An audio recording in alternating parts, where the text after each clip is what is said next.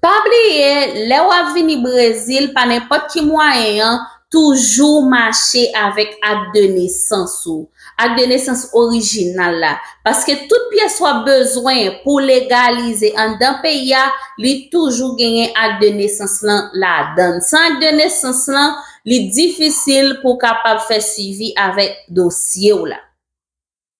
Le plus souvent, pièce qu'on demande c'est page passeport, c'est acte de naissance ou yon photo 3x4, yon mando mariage sous marié et yon mando yon preuve d'adresse. Preuve d'adresse là, c'est li capable yon bill de l'eau, yon moun te paye, moun kay moun ou descend nan, bill de l'eau, bill courant ou bien contrat kay la, n'importe bagay qui gen adresse officiellement, li y a mando li pour yo capable faire document ça pour sans yon preuve d'adresse yo pas bon document parce que yo besoin sûr yo besoin connaître qui côté ou habite.